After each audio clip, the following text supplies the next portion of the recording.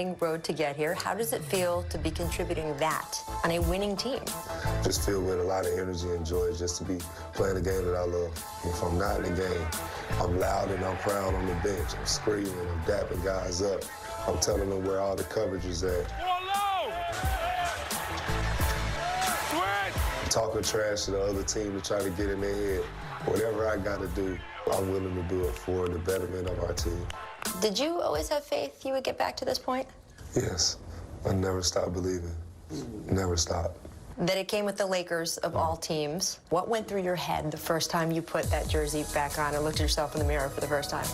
It wasn't even a jersey. I think the first time was the day after I had worked out with the team, and Rob came and got me a Lakers shirt to put on.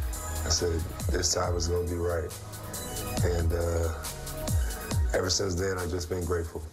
Everyone talked about what a tremendous attitude you had going into your workout, during your workout. You said in that summertime period that you had been humbled. What did you mean by that? Well, when you go through, you know, some different situations in your personal life, you know, it can really affect you. And there were some things that I had went through personally that, you know, just kind of grounded me. I needed to go through some things that will bring joy and all the peace and tranquility that I have now. How did all of that help you get to this place you are now, where you seem so comfortable in your own skin and with your role on the team, stuff that we didn't always see from you? Well, it's kind of like I just found myself, you know, who I really am. You know, I spent a lot of time alone, searching, questioning, and, you know, I got my answers. And I found out who I am, who I represent, and I'm just very thankful to be with the Lakers again and, you know, just trying to help this team win the championship. A big thank you to Dwight Howard for being so candid. It really is just such a joy to watch him this season. And now, I want to introduce you to our next special guest. You may remember him from around these parts. Take a look. What have the Sixers told you they expect from you? They just want me to come in and play my game. Raw lightning. Iverson, bothered by Lou. And that's over to Ron Lou. Iverson draws Jordan now. Watch this. His quickness is unbelievable. All I want to do is win. Allen for the win! Yes! 2001 NBA MVP, Allen Iverson. Pound for pound, probably the greatest player to ever play.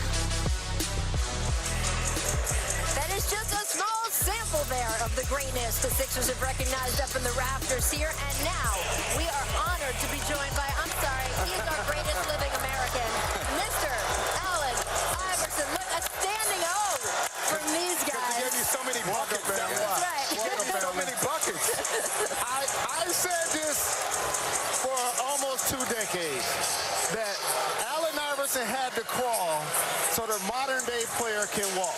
And what does that mean for people watching on ABC? Putting on for the hip-hop culture, dropping albums, the dress code, cornrows, your style of play, crossing over MJ. How do you feel about that statement? It's a great feeling, man, because I took a butt whipping for that, you know, for just being myself. And it was kind of bitter, but it's sweet now, because you know, you look out here and you see all these guys with different personalities. You know, they look just like they want to look, and it's just a good feeling, man. And I'm just happy to see the way the league has evolved and gotten so much better. Dudes wearing cornrows and do-rags in interviews. Yeah, man. Yeah. Well, I love that now he has the respect that he should have had then, frankly. Great. Look, our researcher took your scoring, right? Because when you played in an era with defense, right? Hand checking, people were not encouraging the three-point line the way that they were. So we decided to take the season where you averaged 33 points a game, and we adjusted it for today's pace in today's NBA, and we just applied your shooting percentage at threes for what the number of attempts an all-star caliber guard makes now. So it would be like how many threes you would shoot. Okay. Look what it says, 38.6 points a night. Wow. That is how much Allen Iverson would be averaging if he was playing today. Do you wish you were getting to play in this like heavy scoring free NBA?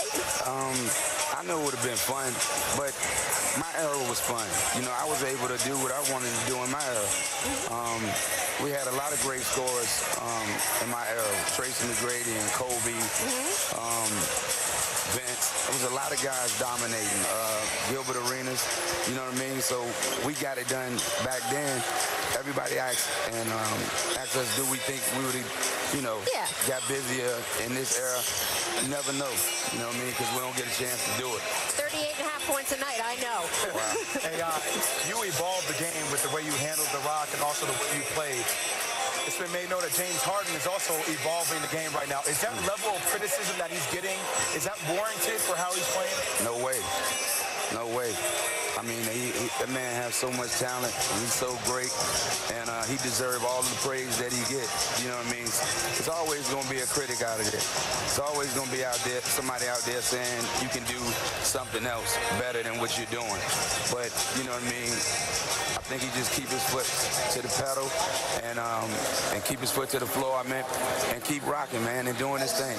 Because I know his teammates love having him in their foxhole and rocking with him night in and night out. So, James, keep doing your thing, man.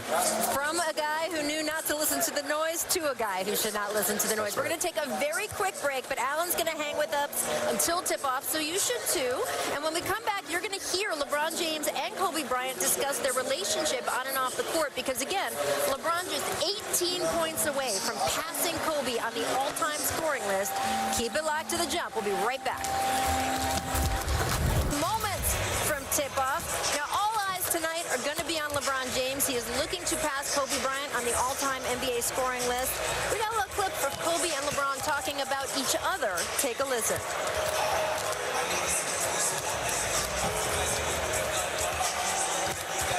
One of my favorite role models. When he first came into the league, he used to call me and bend my ear for advice. Kobe guarding LeBron. James on Bryant. It gets to a point where you be like, I didn't think I could get better today until now you got to guard Kobe Bryant. Hey, watch the rip. Watch the rip. Somebody that you could be around all the time. When he and I are around each other, we're always talking, always kind of laughing. He just tried to dunk on me, Craig. Oh, no. He just tried to dunk on me. I think it really went to another level when we played on the Olympic team together in 08. Oh, you like my look? I think Kobe Bryant look going. It's more like a big brother relationship. It kind of always has been. He looks at me like his younger brother for sure. And that's pretty cool, man. When he first came on board, I said, listen, you are now family now. You're part of this tradition. So if there's anything you need, just let me know. Welcome me here with open arms, and just to have that support, from one of the greatest Lakers to ever play, it was just special for me. To be linked with the greats, that means a lot to me. Because I grew up idolizing Michael, idolizing Kobe, idolizing these guys. All right, so take a look at the all-time scoring list. Kareem, of course, first there. Karl Malone has the number 2 spot.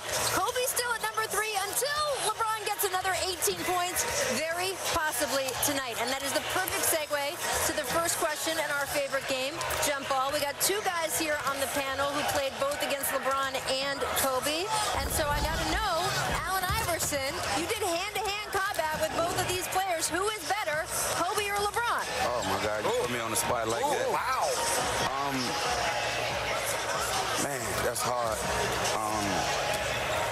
Kobe was an assassin that I've never seen before. And LeBron's just so great because he can do everything on the basketball court. There's nothing that he can't do. For me, it's a toss-up. You know what I mean? You can't go wrong with either one. I love them both. All right, so he wouldn't. That's a great answer. Go to J-Rose first. That's the answer with the answer. I need the 2 of you to chime in because you both played against him too. Unfortunately for me, I played against both of those guys, and at one time or another, they got a career high against the team I was playing for. You can say 81, Jalen. It's not a dirty word. Well, LeBron, 55. And then I played against AI, and I played against MJ. But overall, I would say I think Kobe Bryant's a top 7 or 8 player. I think LeBron James has vaulted himself into the top 5. I think LeBron wins. I know Kobe will forever be a legend with the Lakers and in the game of basketball. But LeBron's also top 10 in assists all time. Look at, he's combined between assists and points, 53 points per game. It's just all around, like AI said, it's just different. They're different. All right, before we go, I got to get your quick take. What has to happen for these Sixers for them to make it deep into the playoffs? Do they need a trade? Do they need to play differently? What needs to happen? Get healthy. We just need to be healthy. We played 19 games with our starting five, and we got a winning record when everybody's on the court. I think the sky's the limit for us. If we get healthy, get our chemistry together before playoff time, we'll be fine. Do you think, because Joel Embiid just sat here and he said, we've got to figure it out, but we think we will. Do you agree with him? I definitely feel that way, and I'm optimistic anyway. You know I'm biased. Definitely. Those are my guys. All right, you got a pick for tonight's game? I'm going with us. You're going? All right. I think the Lakers win tonight just because they don't have Joel Embiid and they have the size. No Joel, no Josh. I'll take the Lakers, but they got a ball. Philadelphia got a ball. We'll see who's right. Thanks for joining us. Let's go to Mike Breen. Take it away.